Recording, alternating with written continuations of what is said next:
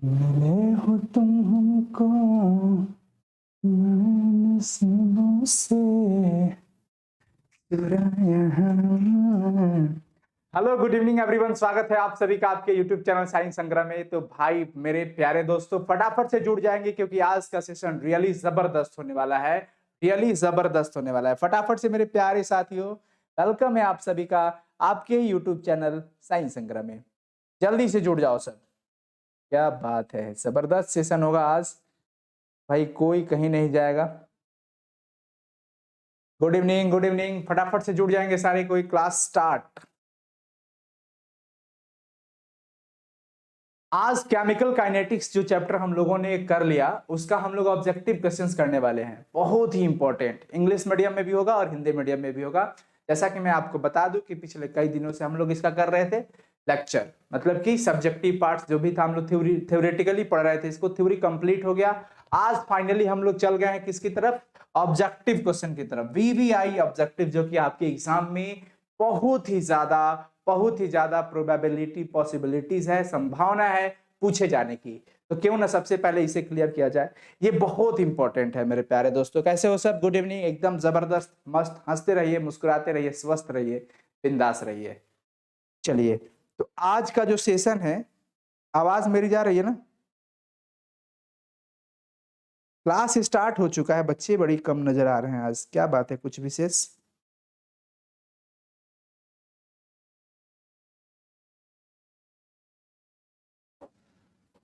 चले फिर आगे चलते हैं। बच्चों को जरा बता दो कि क्लास स्टार्ट हो चुका है। क्लास स्टार्ट हो चुका है, यस। फटाफट से। नोटिफिकेशन अभी तक नहीं गया किसी के पास। हमको लगता है यूट्यूब का नोटिफिकेशंस थोड़ा सा अभी प्रॉब्लम में चल रहा होगा होगा केमिकल काइनेटिक्स का ऑब्जेक्टिव बच्चों। चलो फाइनली, आर यू रेडी? आप सब रेडी हो क्या? एकदम तहलका मचाना है आज के चैप्टर में। सब कोई चैट सेक्शन में बताएंगे क्या होगा राइट आंसर, सब कोई, क्योंकि पढ़ाई हो चुका है इसका, ठीक है ना? पढ़ाई हम करवा चुके हैं। सरफेस केमिस्ट्री बहुत जल्द, अब इसके बाद सरफेस केमिस्ट्री ही शुरू होने वाला है, ठीक है ना? चले start start start. Yes sir, start किया जाए। चलो, हटो जी। सबसे पहला क्वेश्चन देखो, एक एक क्वेश्चन आपको मिलेंगे, एक एक क्वेश्चन को समझना क्योंकि बहुत इंपॉर्टेंट है ये एग्जामिनेशन पॉइंट ऑफ व्यू से, तो बहुत ही ज्यादा। तो आप यहाँ पे क्वेश्चन देख पा रहे हो कि कारक जो अभिक्रिया की दर को प्रभावित करता है, factors affecting the rate of reaction को जो इफेक्टिव करता है, वो कौन होता है? ऑप्शन आपके सामने है, टेम्परेचर, प्रेशर, कॉन्सेंट्रेशन। इनमें से सभी को ऑल ऑफ दीज यहाँ पर लिखना चाहिए था, ऑल ऑफ दीज होगा। चलो बताओ क्या होगा राइट आंसर, सारे स्टूडेंट लगाएंगे क्या होगा इसका सही जवाब। क्वेश्चन जबरदस्त है कि कारक जो अभिक्रिया की दर को, जो रेट ऑफ रिएक्शन को प्रभावित करता है, अभिक्रिया की दर को वो चेंजेस करता है, परिवर्तित करता है, या तो बढ़ा सकता है, घटा सकता है, वो कौन कौन हो सकता है? तो टेम्परेचर, प्रेशर, सांद्रण, इनमें से सभी चार ऑप्शन आपके सामने। सारे बच्चे डी लगा दिए, राइट ऑप्शन डी ही होगा। डी सही है क्योंकि ताप, दाब और सांद्रण, ये तीनों टर्म पर डिपेंड करता है केमिकल रिएक्शन का रेट, स्पीड। हम अगर अपनी भाषा में कहें बच्चों तो उसको हम लोग क्या कह सकते हैं? स्पीड कह सकते हैं। जबरदस्त आंसर होगा इसका डी। बिल्कुल घबराइएगा मत, सावधानी हटी दुर्घटना घटी। एक एक शब्दों को ध्यान में रखना होगा, तब जाके परीक्षा में तहलका मचाओगे आप। अगला क्वेश्चन क्या है स्टूडेंट? जब उत्प्रेरक का उपयोग हम साम्यावस्था में करते हैं तो सक्रियण ऊर्जा पर क्या इफेक्ट पड़ता है? सक्रियण ऊर्जा मैं आपको बताया था ना स्टूडेंट, कि अगर हमारे पास यहाँ पर रिएक्टेंट है और यहाँ पर ये कुछ इस तरह से बना करके प्रोडक्ट बनाता है, तो ये हमारी जो एनर्जी होती है वो थ्रेशोल्ड एनर्जी कहलाती है टोटल। और यहां से यहां तक की जो बच्चों हम देते हैं ये वाली, ये हमारी एक्टिवेशन एनर्जी होती है। इतना अणु की एनर्जी होती है रिएक्टेंट की, और ये हमारी एनर्जी ईपी हो जाती है। ये सारा चीज हम आपको बताए थे। उत्प्रेरक जब आएगा तो क्या करेगा? एक्टिवेशन एनर्जी को बढ़ाएगा कि कम करेगा? बताओ बच्चों, दूसरा का क्या होगा राइट आंसर? दूसरा का राइट आंसर बताओ। क्वेश्चन जबरदस्त है, क्वेश्चन प्यारे बच्चों जबरदस्त है, एकदम तहलका भौकाल मचाने वाला। जब कैटलिस्ट का हम यूज करते हैं, when catalyst is used in an equilibrium process, equilibrium process में जब हम कैटलिस्ट का यूज करते हैं तो एक्टिवेशन एनर्जी तो कम हो जाएगी ना। अब देखो ऐसे क्या है कि अभी इतना एक्टिवेशन एनर्जी चाहिए इसको, लेकिन जैसे ही हम कैटलिस्ट डाल देते हैं तो ये यहीं से, तो हमारी एक्टिवेशन एनर्जी पहले से क्या हो जाती है, कम हो जाती है, यानी कि घटता है, डिक्रीजेस। ध्यान रखिएगा, रिएक्शन को फास्टेस्ट कर देगा, रिएक्शन पहले से फास्ट हो जाएगा और एक्टिवेशन एनर्जी कम हो जाएगी। तो यहां पर हमारा ऑप्शन बी हो जाएगा, घटेगा, सक्रियण ऊर्जा को कम कर देता है। ध्यान रखेंगे। अगला क्वेश्चन क्या है, फर्स्ट ऑर्डर रिएक्शन के बारे में पूछा गया प्यारे दोस्त, कि प्रथम कोटि की जब अभिक्रिया होगी तो उसके लिए T half, what is the meaning of T half? T half is the half life of first order reaction. ये अर्ध आयु होता है बच्चों, प्रथम कोटि के लिए अर्ध आयु पूछा जा रहा है आपसे। क्या होगा राइट ऑप्शन? 0.693 बटा में के, 0.6 बटा में के, 0.963 बटा में के, 0.10 बटा में के। क्या होगा इसका सही जवाब? बताएंगे सब कोई? जबरदस्त आंसर, सब कोई लगा दो। क्या बात है, राइट ऑप्शन इसका ए हो जाएगा। टी हाफ बराबर 0.693 बटा में के। हम आपको निकलवाए भी हैं। अगर आपको फुल चैप्टर एक्सप्लेनेशन चाहिए, इसका पूरा थ्योरी कंप्लीट, तो आप हमारे प्लेलिस्ट में जाएंगे चैनल का। राइट ऑप्शन इसका बच्चों क्या लगा रहे हैं? ए, जबरदस्त। अभिक्रिया के पश्चात उत्प्रेरक की मात्रा, अभिक्रिया के पश्चात उत्प्रेरक की मात्रा क्या रहेगी? क्या चेंज होगा? यहां पर लिखा जा रहा है कि कोई चेंज नहीं होगा, यहां पर लिखा जा रहा है चेंज हो जाएगा, यहां पर इंक्रीज कर जाता है, यहां पर डिक्रीज कर जाता है। Quantity of catalyst after reaction, reaction के बाद कैटलिस्ट की क्वांटिटी क्या होगी? कैटलिस्ट की क्वांटिटी पे कोई असर नहीं आएगा, वो तो बस रेट ऑफ रिएक्शन को इफेक्ट करता है ना। रेट ऑफ रिएक्शन, अभिक्रिया की दर को वो बदलता है, क्वांटिटी में उसका कोई चेंज होने वाला नहीं है। तो ध्यान रखना, अभिक्रिया के पश्चात, पश्चात का अर्थ हो जाता है बाद में, अभिक्रिया के बाद बच्चों after reaction quantity of catalyst में कोई चेंजेस नहीं होता है, यानी अपरिवर्तित रह जाता है। ये जबरदस्त क्वेश्चन है, जबरदस्त। याद रखना, ऑप्शन ए हो जाएगा इसका। राइट ऑप्शन क्या हो जाएगा प्यारे दोस्तों? ए, अपरिवर्तित रहती है, कोई चेंजेस नहीं होता। ठीक है ना। प्रथम कोटि की अभिक्रिया के लिए वेग स्थिरांक की इकाई होती है। देखो, प्रथम कोटि की अभिक्रिया फर्स्ट ऑर्डर रिएक्शन के लिए पूछा जा रहा है, वेग स्थिरांक, वेग स्थिरांक मतलब के का आपसे पूछा जा रहा है प्यारे दोस्त, मात्रक, यूनिट। क्या पूछा जा रहा है आपसे? यूनिट पूछा जा रहा है। बताएंगे सब कोई क्या होगा राइट आंसर? ए लगा रहे सब, जबरदस्त, बहुत ही बढ़िया। सेकंड इनवर्स हो जाता है। क्या हो जाता है? सेकंड इनवर्स, बिल्कुल सेकंड इनवर्स, याद रखेंगे सब, सेकंड इनवर्स हो जाएगा इसका। ठीक है ना, निकलवाए भी थे हम लोग। चलो अगला बात करते हैं, किसी प्रथम कोटि की अभिक्रिया का वेग स्थिरांक निर्भर नहीं करता है, निर्भर नहीं करता है, जरा वर्ड पे focus. The rate constant of a first order reaction does not depend on, कोई फर्स्ट ऑर्डर रिएक्शन है, कोई प्रथम कोटि की अभिक्रिया है, उसके लिए रेट कांस्टेंट कह रहा है, अभिक्रिया की दर नहीं, दर स्थिरांक या वेग स्थिरांक, जिसे हम रेट कांस्टेंट के, वो किस पर डिपेंड नहीं करता, ये बताना है। टेम्परेचर पर, प्रेशर पर, अभिकारक की सांद्रता पर, कि सक्रियण ऊर्जा पर। बताइए क्या होगा इसका सही जवाब? क्या बात है, क्या लगा रहे हो स्टूडेंट सब? लगाओ तो देखते हैं कौन सही। ये क्वेश्चन हम आपको सेशन में भी करवाए थे। हम जिएंगे और मरेंगे ऐ वतन। क्या लगा रहे हो बच्चों? क्या लगा रहे हो बच्चों? यस, लगा दिया सब सी। अभिकारक की सांद्रता पर, ठीक है ना। वेग स्थिरांक देखो, सिंपल सी बात है। टी हाफ, आप देखो टी हाफ का फॉर्मूला क्या होता है? 0.693 बटा में के। तो के बराबर देख लो तो 0.693 बटा में के। यहां पर कोई सांद्रता का टर्म नहीं आया, इसमें कहीं सांद्रता का टर्म नहीं, तो खाक के कहां से उस पर डिपेंड करेगा? बिल्कुल नहीं करेगा sir.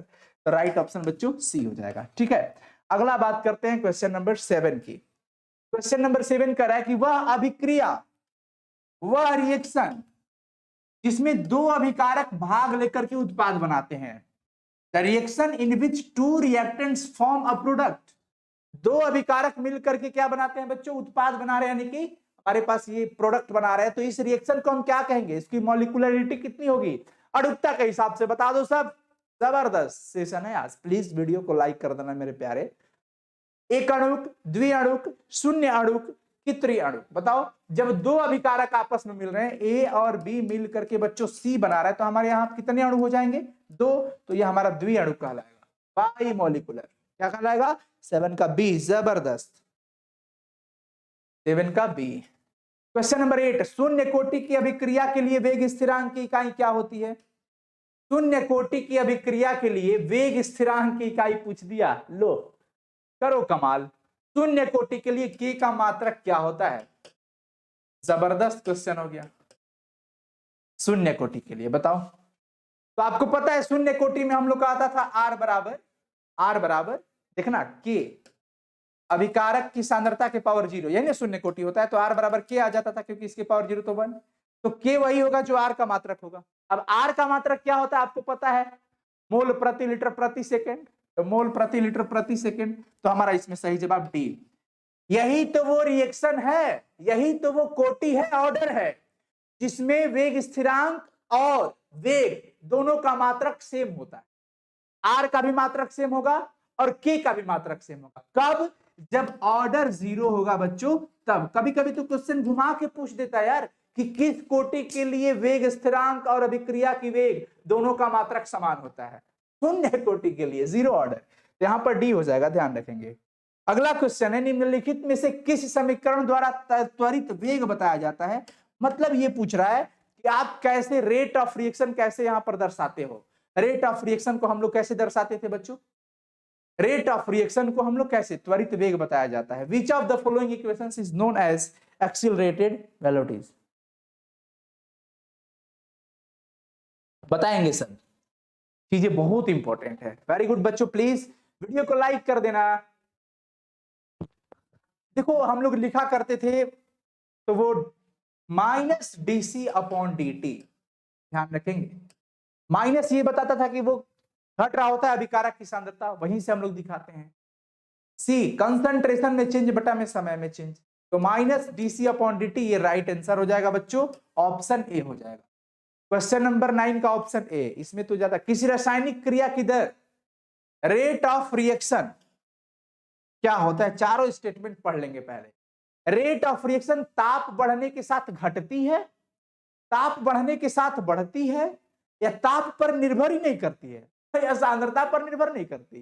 Correct, rate of reaction decreases with time, increases with time and does not depend on temperature and does not depend on concentration. ये तो भैया बिल्कुल सवाल ही नहीं है कि हम इसको सही करेंगे। क्यों? क्योंकि रेट ऑफ रिएक्शन सांद्रता पर निर्भर करता है, और ये कहता है नहीं करता है। करता है, टेम्परेचर पर भी डिपेंड करता है। टेम्परेचर बढ़ाओगे तो उसके अणुओं की ऊर्जा मिलेगी, जितनी ज्यादा ऊर्जा मिलेगी उतनी ही ज्यादा वो कॉलिजन करेंगे, टक्कर करेंगे। जितना ज्यादा टक्कर होगा, इफेक्टिव टक्कर की संख्या बढ़ेगी, तो रेट ऑफ रिएक्शन क्या हो जाएगा बच्चों? बढ़ जाएगा। तो टेम्परेचर बढ़ने के साथ बढ़ती है, यहां पर ऑप्शन बी हो जाएगा, इंक्रीजेज विद टेम्परेचर। बच्चों ये टेम्परेचर होगा, सॉरी यहां पर टाइम नहीं करेंगे, टेम्परेचर कर लेंगे, ये थोड़ा सा टाइपिंग मिस्टेक हो गया है, ठीक है टीम से ध्यान रखेंगे। रेट ऑफ रिएक्शन बच्चों टेम्परेचर बढ़ने के साथ साथ क्या हो जाता है? बढ़ता है। कर लो प्रैक्टिस, एक एक चैप्टर का इतना बढ़िया से तैयारी करवाया जा रहा है इस बार तो, स्पेशल 2022 बैच के लिए स्पेशल वीवीआई क्वेश्चंस दिया जा रहा है, ऑब्जेक्टिव करवाया जा रहा है, सब्जेक्टिव करवाया जा रहा है, सब कुछ करवाते हैं। किसी अभिक्रिया में भाग लेने वाले अणुओं, परमाणुओं अथवा मूलकों की संख्या क्या कहलाती है? The number of atoms, molecules और आयंस क्या है? मूलकों, radicals participating in a reaction is called. अगर किसी रिएक्शन के अंदर कितने अभिकारक है, वो सारा चीज अगर हम बताएं, कितने अणु है, अणुओं की संख्या को बताएं, तो वो हमारे कहलाता है अणुसंख्यता या अणुकता, यानी कि मॉलिक्यूलरिटी। राइट ऑप्शन इसका क्या हो जाएगा स्टूडेंट? ए हो जाएगा। अगला क्वेश्चन है कि प्रथम कोटि की अभिक्रिया का अर्ध आयु निर्भर नहीं करता है। किस पर निर्भर नहीं करता है? प्रथम कोटि की अभिक्रिया का अर्ध आयु, हाफ 0.693 बट्टा में के, जरा गौर फरमाइएगा के। अब इस फॉर्मूला में देखिए, यहां से आप आंसर निकाल सकते हैं। किस पर डिपेंड नहीं करता है? किस पर डिपेंड नहीं करता ये पूछ रहा है यहां पर। प्रतिकारक मतलब अभिकारक, अभिकारक के प्रारंभिक सांद्रण पर, ताप पर, दाब पर, इनमें से कोई। देखो के जो होता है ना, वेग स्थिरांक, अभिक्रिया का अर्ध आयु टाइम, निर्भर नहीं करता है। टेम्परेचर पर तो बिल्कुल डिपेंड करता है कि टेम्परेचर जितना ज्यादा दोगे वो उतना ही कम समय लगेगा। प्रेशर पर भी डिपेंड करता है, लेकिन ये सांद्रता पर, यहाँ अभिकारक के प्रारंभिक सांद्रण पर बिल्कुल नहीं कर रहा है। कहीं पे प्रारंभिक सांद्रता आपको दिख रहा है इसमें? नहीं ना सर, तो ये राइट ऑप्शन हमारा इसमें क्या हो जाएगा बच्चों? ए हो जाएगा। क्वेश्चन नंबर 13, किसी पदार्थ की प्रतिक्रिया करने की दर निर्भर करता है किस पर? अभिक्रिया करने का दर अगर हमने लिख दिया ए से बी, तो रेट ऑफ रिएक्शन हम कुछ ऐसे लिखा करते थे बच्चों, आर बराबर के और ये ए की सांद्रता। तो दिस इज एक्टिव मास, इसे हम सक्रिय द्रव्यमान कहते हैं, सक्रिय भार कहते हैं। एक्टिव मास ध्यान रखेंगे, सक्रिय भार पर डिपेंड करता है।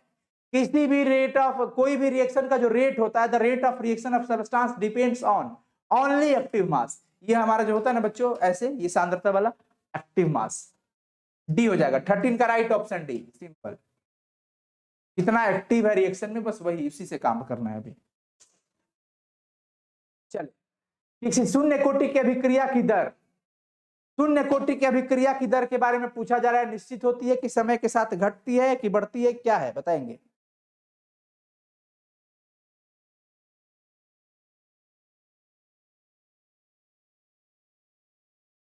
शून्य कोटि की अभिक्रिया की दर के बारे में बच्चों पूछा जा रहा है, बताएंगे सब कोई प्लीज। इसमें क्या होगा? दीपक, रोहित, अमरीश, अंशु, आशुतोष, रजनी, परिराज, गौतम, आईपीएस लवर, राहुल, प्रियदर्शी, दर्श, सोनू, गुड्डू, आशुतोष, शिवानी, ज्योति, सविता, संतोष, रोहित कुमार, प्रीति कुमारी, प्रीति पांडे, गोलू, कुमार प्रियांशु, वेरी गुड, तालियां बच्चों। देखो क्या होता है, शून्य कोटि की अभिक्रिया की दर बच्चों आर बराबर के, अब क्या निश्चित हो गई, सर्टेन हो जाता है, उसको तो अब कोई ये लेना देना नहीं है किसी से। वेग निर्धारक पद कौन होता है बताओ? अब ये गलती करोगे बड़ी मार खाओगे, बहुत मार पीटेंगे। इसको क्लास में इतना ढंग से पढ़ाया था इस चैप्टर को। किसी रासायनिक अभिक्रिया में वेग निर्धारक वो कौन सा टर्म होता है, कौन सा स्टेप होता है, फास्ट वाला होता है कि स्लो वाला होता है, जहां से हम रेट ऑफ रिएक्शन निकाल सके। अभिक्रिया की दर निकालने के लिए कौन सा पद प्रभावी होता है? मंद पद, मध्यम पद, प्रारंभिक पद या अंतिम पद? मंद, स्लो स्टेप से। 15 का ए लगा दिया सब, चलो बहुत ही बढ़िया। यहां पर बच्चों क्या हो जाएगा? ए। आशीष यादव बिलौटी से जुड़ चुके हैं, बहुत बढ़िया। 15 का ए हो जाएगा बच्चों स्लो स्टेप से। कोई भी रिएक्शन हो, अगर रेट ऑफ रिएक्शन आपको पता करना होगा तो आप स्लो स्टेप से ही पता कर सकते हो, उसमें जो मंद अभिक्रिया हुई होती है उसी से आप पता कर सकते हैं। 15 का राइट ऑप्शन क्या हो जाएगा बच्चों? ए हो जाएगा। 16 नंबर सवाल क्या कर रहा है? 16 नंबर सवाल देखेंगे सर। किसी रासायनिक अभिक्रिया में किसी भी क्षण ज्ञात किया गया वेग क्या कहलाता है? The rate determined at any moment in a chemical reaction is called तात्क्षणिक वेग। तात्क्षणिक वेग, क्षणिक, इंस्टांटेनियस रेट कहते हैं उसको। क्या कहते हैं बच्चों? Instantaneous rate. ध्यान रखिएगा। 16 का राइट ऑप्शन क्या हो जाएगा इसमें? सी हो जाएगा। क्वेश्चन नंबर 17, सक्रिय संकर की ऊर्जा क्या होती है? सक्रिय जटिल जो हमारा बनता है, जैसे आपको पता है ये चीज, इधर हमारा प्रोग्रेस रहता है, जैसे ये चला, यहां से अभिकारक की ऊर्जा होती है, ये चला ऐसे बनता है, यहां पर प्रोडक्ट हमारा बन गया, ये अभिकारक है बच्चों। यहां पर जो बनता है जिसे हम कहते हैं मध्यवर्ती, मध्यवर्ती या सक्रिय जटिल कहते हैं। तो देखो इसकी एनर्जी टॉप लेवल पे है, इसकी एनर्जी ज्यादा है, यहां तक आर की एनर्जी है, यहां तक तो पी की एनर्जी है, लेकिन इसकी एनर्जी टॉप लेवल पे है। तो इसकी तो एनर्जी भैया आर से भी ज्यादा हुई, पी से भी ज्यादा हो गई। तो अभी दोनों से देखो, अभिकारक तथा उत्पाद की ऊर्जा से अधिक होता है। हमारा राइट ऑप्शन इसमें क्या हो जाएगा बच्चों? सी। कुछ बच्चे सी, कुछ ए बी डी सब मिक्स लगा रहे हो। थ्योरी को समझो, एनर्जी ऑफ एक्टिव कॉम्प्लेक्स। यहाँ पर जो एक्टिव कॉम्प्लेक्स बना है इसकी एनर्जी इतनी है, अभिकारक की एनर्जी बस इतनी है, प्रतिफल की एनर्जी बस इतनी है। तो टॉप लेवल पे जो है भैया, टॉप लेवल की तो एनर्जी इससे भी ज्यादा हो गई, इससे भी ज्यादा हो गई, अर्थात अभिकारक से भी ज्यादा और उत्पाद यानी कि प्रतिफल से भी ज्यादा, more than energy of reactant and product. तो फाइनली याद रखना इसमें सी हो जाएगा। क्वेश्चन को ध्यान में रखते हुए आंसर पे फोकस करो, ठीक है? जैसे तैसे तुक्का मत लगाओ भाई, तुक्का लगाओगे फंस जाओगे, गड़बड़ी आ जाएगी आपके अंदर। चले क्वेश्चन नंबर 18 लगाएंगे सब कोई।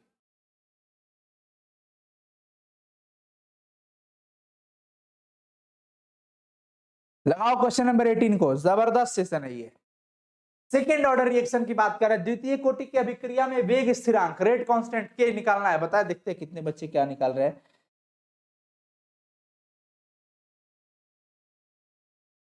चलो वेरी गुड, ए लगा रहा है सब। सर मैं आपका स्टूडेंट हूं। हाँ जी सब कोई। सर कौन सा चैप्टर चल रहा है बता दो प्लीज। वीके पॉवल जी। बाबू ये केमिकल काइनेटिक्स है, सबसे ऊपर नहीं देखे आप, थंबनेल के ऊपर केमिकल काइनेटिक्स लगा था, टाइटल में भी लगा होगा केमिकल काइनेटिक्स केमिस्ट्री का लेसन 4 फिजिकल केमिस्ट्री का। बच्चों second inverse mole inverse litre, second inverse mole inverse litre हो जाता है, ठीक है। चलो तो फाइनली इसका राइट ऑप्शन क्या हो जाएगा, ए हो जाएगा। ध्यान रखेंगे सेकंड ऑर्डर के लिए है। मैं आपको बताया था कैसे निकालना होता है। थ्रेशोल्ड ऊर्जा बराबर क्या होता है बताएंगे। थ्रेशोल्ड ऊर्जा बच्चों मैं आपको बार बार बता रहा हूं, इस ग्राफ पे फोकस करेंगे सब कोई। ये ग्राफ क्या है देखेंगे, इसमें क्या होता है हमारा, यहां से ये आर ये पी, यहां तक जो एनर्जी होती है बच्चों इसको हम लोग कहते हैं थ्रेशोल्ड एनर्जी ईटी, जो कि ये ई आर और प्लस में यहां से जो हमारी एनर्जी होती है उसको एक्टिव एनर्जी कहते हैं, एक्टिवेशन एनर्जी। ई आर और ईटी को जोड़ करके ईटी मिलता है। ईटी बराबर ई आर प्लस में ई ए। देखो तो इसको प्लस में इसको जोड़ देंगे तो टोटल मिल जाएगा बच्चों। यानी कि आपसे पूछा जा रहा है कि थ्रेशोल्ड ऊर्जा किसके बराबर होता है बच्चों, तो अभिकारक की ऊर्जा, रिएक्टेंट की एनर्जी प्लस में मॉलिक्यूल्स की एनर्जी, एक्टिवेशन एनर्जी। ध्यान रखना कहां पे है, कहां पे मिलेगा, हाँ यहां पर है, यहां पर option number C. Activation energy है ई प्लस में रिएक्टेंट का, मॉलिक्यूल का, तो ये दोनों को जोड़ने पर हमारा थ्रेशोल्ड ऊर्जा मिलता है। वहां से देख लो फिगर में, ग्राफ में सब कुछ दिखा दिया गया, ठीक है ना बच्चों। फाइनली यहां पर सी हो जाएगा। कोई कंफ्यूजन है यहाँ पे बताएंगे सब कोई। 19 का बच्चों ए लगा रहे हैं, हद हाल है, क्या बताऊं अब तुमको, सामने रहते तो बड़ी मार पीटते तुमको हम। गलत बात, एक कैसे होगा, एक कैसे होगा बताओ, कहां से होगा ये, कोई सवाल ही नहीं बता। क्या थ्रेशोल्ड एनर्जी एक्टिवेशन एनर्जी हो जाएगी, कभी नहीं। मैं आपको बताया हर मॉलिक्यूल्स के पास अपना कुछ एनर्जी होता है, वो एनर्जी उसके पास इतना था, प्लस में उसको एक्टिवेट करने के लिए हमने इतना एनर्जी ये दिया, तब ये टोटल एनर्जी हमारी होती है ईटी के बराबर, थ्रेशोल्ड एनर्जी के बराबर, ठीक है ना। तो ई आर प्लस में ई ए, देखो यहां पर ये सक्रियण ऊर्जा ई ए प्लस में ये ई आर मतलब मॉलिक्यूल्स का, तो यहां पर सी होगा। गड़बड़ मत करो, बहुत मार खाओगे।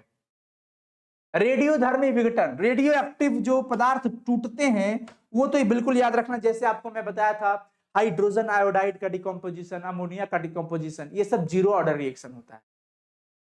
फोटोकेमिकल रिएक्शन जितने भी प्रकाश रासायनिक अभिक्रिया होती है बच्चों वो जीरो ऑर्डर रिएक्शन होती है, शून्य कोटि की होती है। रेडियोधर्मिक पदार्थ जो भी होते हैं, यूरेनियम वगैरह, रेडियम वगैरह का टूट जाना, ठीक है ना, तो वो हमेशा ध्यान रखना फर्स्ट ऑर्डर होता है। बिल्कुल ये सब तो भाई आपको पता ऑर्डर कैसे निकलता है, ऑर्डर एक्सपेरिमेंटल वैल्यू है, प्रयोग करके निकाला जाएगा, आप रिएक्शन से पता नहीं कर सकते हो।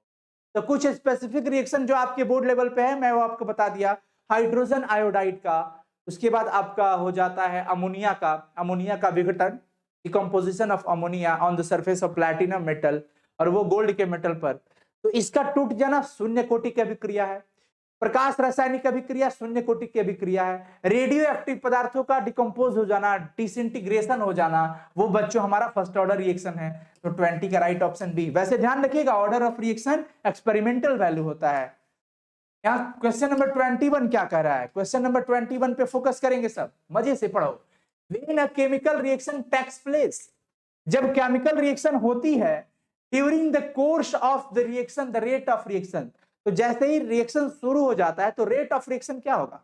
जब रासायनिक अभिक्रिया होती है तो प्रतिक्रिया की दर, यानी कि अभिक्रिया की जो दर होती है वो क्या होती है, समय के साथ बढ़ती है, समय के साथ स्थिर रहती है, समय के साथ घटती है, कि समय के साथ अनियमित प्रवृत्ति दिखाता है। बताएंगे सब कोई फटाफट से, स्टूडेंट जल्दी से बताओ। ला ला ला ला ला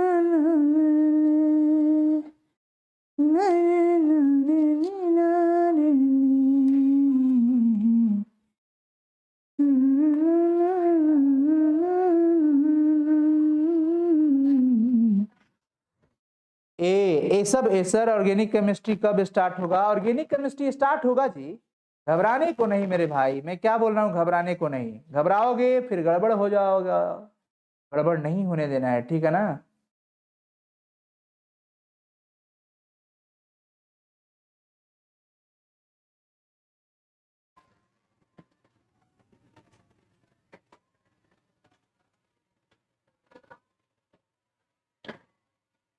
चलो, समय के साथ क्या होगा बच्चों, अभिक्रिया की दर समय के साथ क्या होती है, बढ़ती है।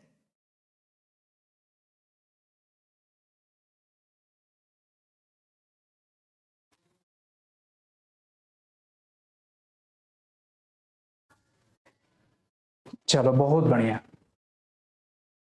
पसीने बाप रे बाप, क्लियर हुआ सबका। ए नहीं बताइएगा सर, अंबेडकर जी क्या पूछ रहे हैं जी। सर केमिकल काइनेटिक्स का चैप्टर पूरा हो गया है सर, प्लीज रिप्लाई मी। हाँ पूरा हो गया, अब उसमें क्या बचा है, अब तो कुछ भी नहीं बचा। वो टेम्परेचर वगैरह का सब कुछ हम लोग पढ़ लिए थे, आरएनएस इक्वेशन वगैरह पढ़ लिए थे। इसमें समय के साथ बच्चा क्या होती है, बढ़ती है, रेट ऑफ रिएक्शन।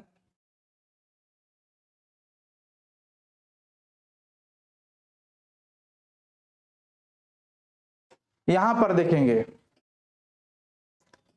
बाप रे प्यास, the increase in concentration of the reactants lead to change in, अभिकारकों की सांद्रता में वृद्धि से परिवर्तन कौन होता है बताइए।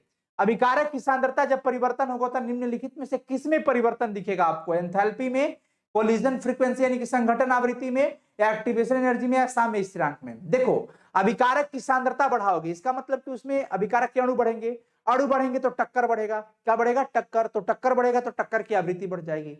सिंपल सा लॉजिक है।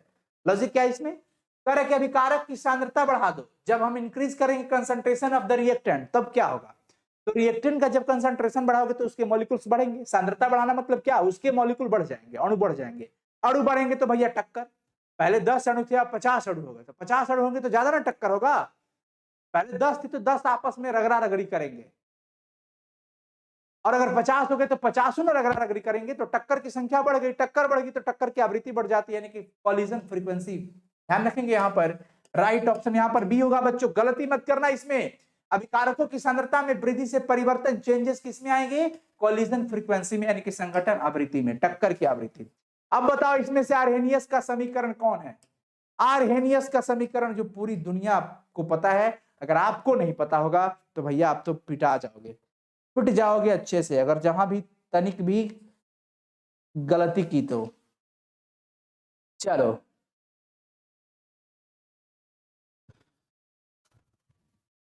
जल्दी से बता दो सर, क्या लगा रहे हैं सर, ए लगा रहा है, ए गलत होगा, गलत होगा, मार खा जाओगे बच्चों। A e to the power minus E upon R T था, भूल क्यों रहे हो, ए वाला में प्लस है, ये देखो बी होगा। ए क्या था, ए क्या था, अभी चैट सेक्शन में लिखो, ई क्या है, ई क्या है, आर क्या है, टी क्या है, के क्या है, सब बताए थे हम आपको। तो ये माइनस मत भूलो, राइट ऑप्शन इसमें बी होगा आर्हेनियस का समीकरण में, ठीक है ना।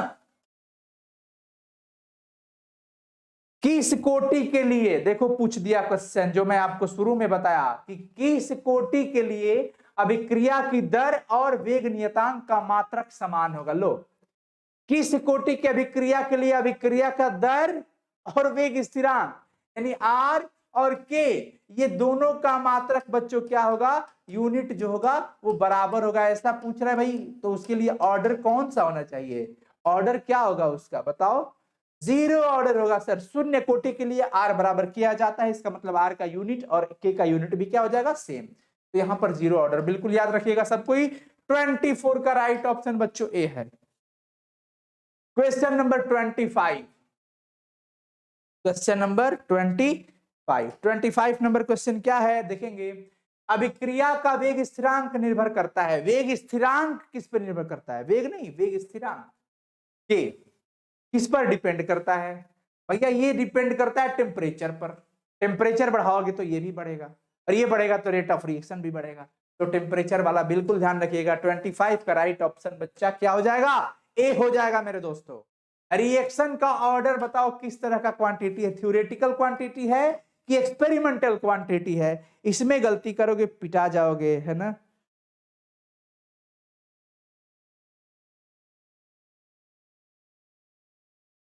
बताओ सब कोई प्लीज। यहाँ पर रिएक्शन का ऑर्डर एक्सपेरिमेंटल क्वांटिटी होता है, अणुकता थ्योरेटिकल होता है। अणुकता जिसे हम मॉलिक्यूलरिटी कहते हैं, क्या कहते हैं? मॉलिक्यूलरिटी, मॉलिक्यूलरिटी, समझ गए?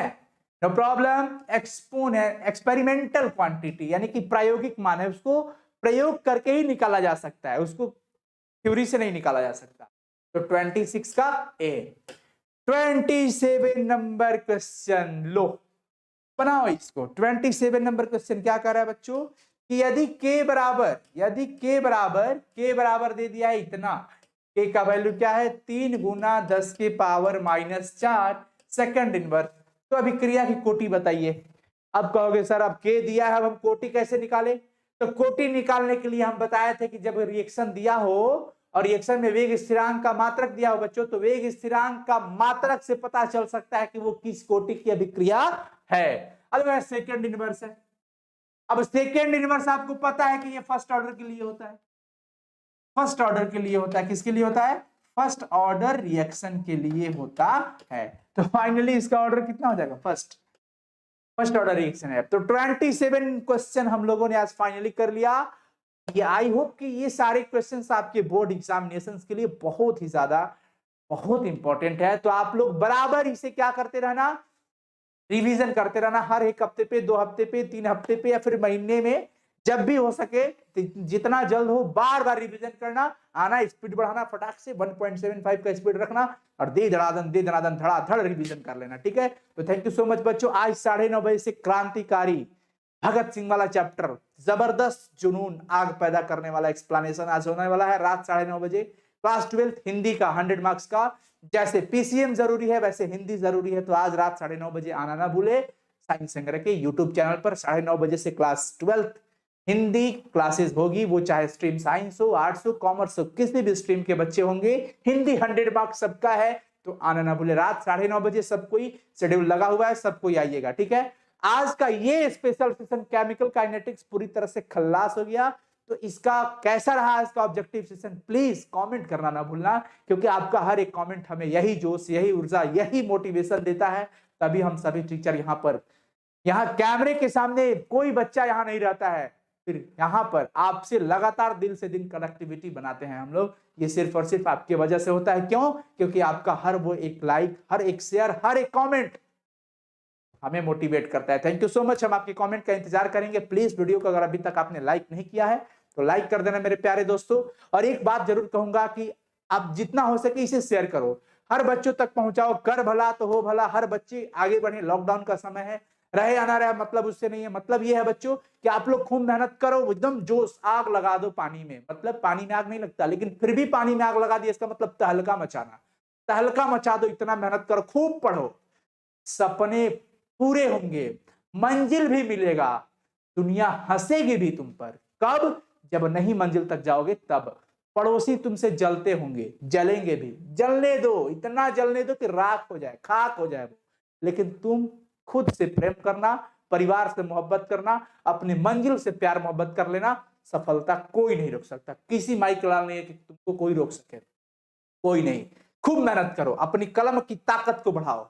शरीर से ताकतवर बनना कोई जरूरी नहीं है, दिमाग से और कलम से ताकतवर जो इंसान बन गया उसके लिए दुनिया में कुछ भी नामुमकिन नहीं है, सब मुमकिन है बच्चों। माता पिता परिवार सर्व समाज का प्यार दुलार आशीर्वाद हमको हमेशा मिलते रहिए। आगे बढ़ो, दिन दुना रात चौगुना तरक्की करो। हम वेट करेंगे आपके कमेंट का। प्लीज आप सब सेशन के बाद जैसे ही क्लास खत्म हो जाएगा तो हमें रियली मोटिवेट करने के लिए आप एक बार प्लीज कमेंट कर दीजिएगा, ताकि हमें पता चले कि हाँ फीडबैक कैसा रहा। फिर तो हम आगे और मेहनत करेंगे ना आप लोग के लिए। अब अगला सरफेस केमिस्ट्री शुरू हो जाने के बाद तहलका मचेगा। Thank you so much, God bless you. रात 9:30 बजे आना ना भूलना। सब कोई please bye bye, take care, अपना ख्याल रखना। सब कोई घर पे रहना, बीमारी जो है घर घर तक पहुंचने की कोशिश कर रही है, इसलिए इन बीमारियों से बचे, खूब स्वस्थ रहो। शरीर थोड़ा कम भी मतलब ये हो, पर दिमाग से बिल्कुल स्वस्थ रहो। निगेटिव थॉट कभी नहीं आना चाहिए। हंसते रहो, दुनिया रुलाएगी। कदम बढ़ाते रहो, दुनिया कदम पीछे करेगी। पॉजिटिव रहो, दुनिया तुम्हें निगेटिव करेगी। उड़ना सीखो, पर काटना सीखती है दुनिया, ठीक है ना? इसलिए अपने आप को हमेशा जमीनी स्तर पर रखिए और खूब मेहनत करो। जो तुम्हारा सब्जेक्ट है सब पे मेहनत करो। Thank you so much, bye bye.